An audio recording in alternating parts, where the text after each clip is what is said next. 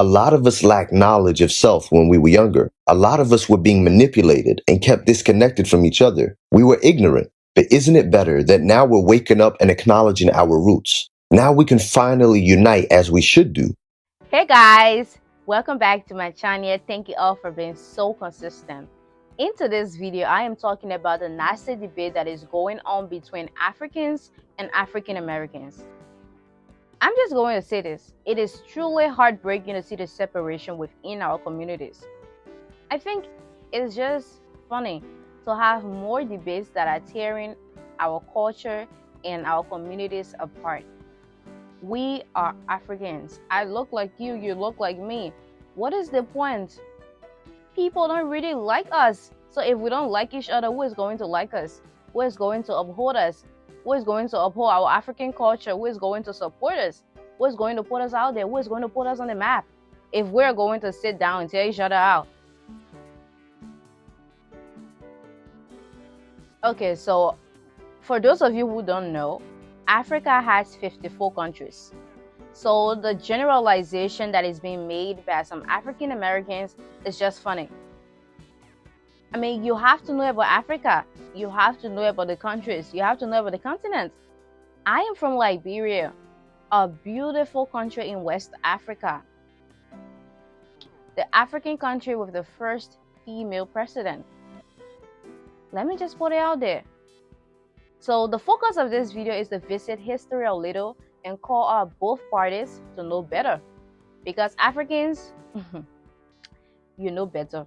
Our ancestors didn't go through all the scatter just for us to be allowing others to pit us against ourselves, to pit us against each other. I mean, I am from Grand Crew, and my ancestors, they did not yield to slavery, not at all. The Crew people, they preferred to drown.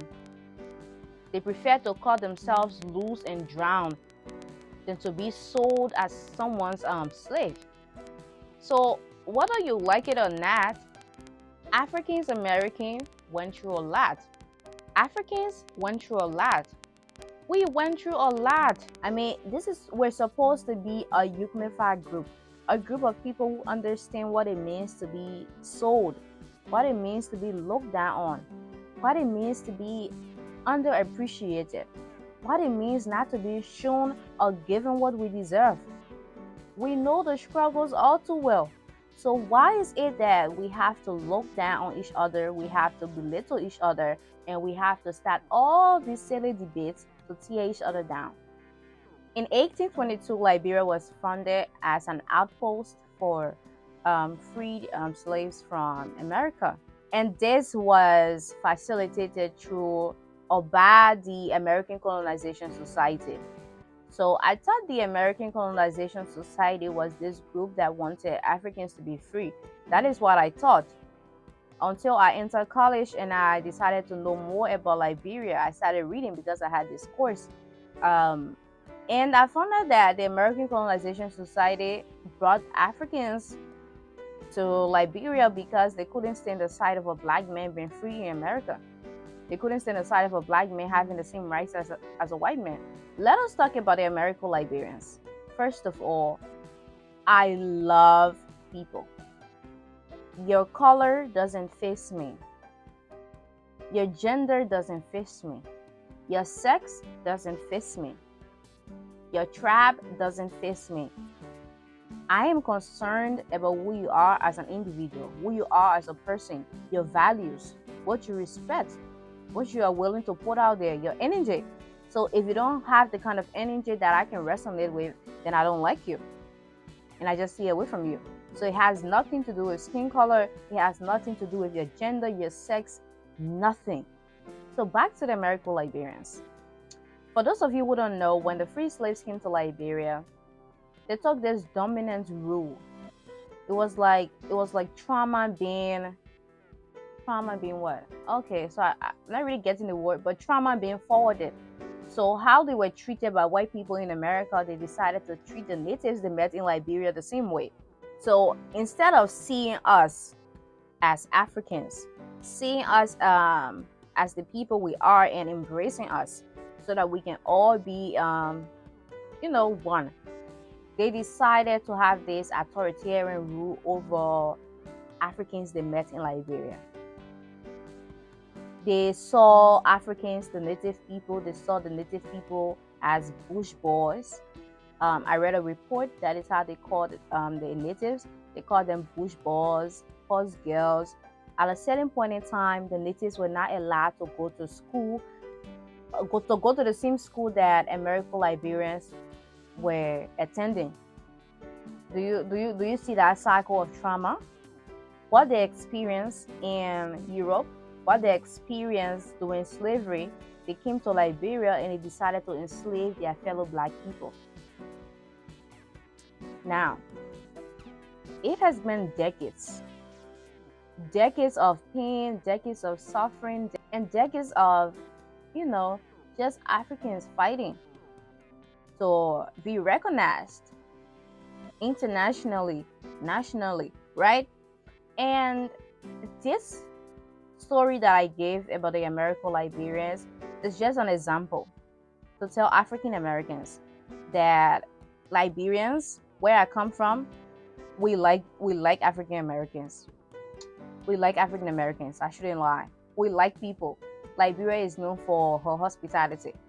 So if you're doing a generalization, I have to stand up and tell you that Liberia is not a part of whatever nation or stuff that hits you, because in Liberia, despite what happened with the American Liberians, we're still welcoming.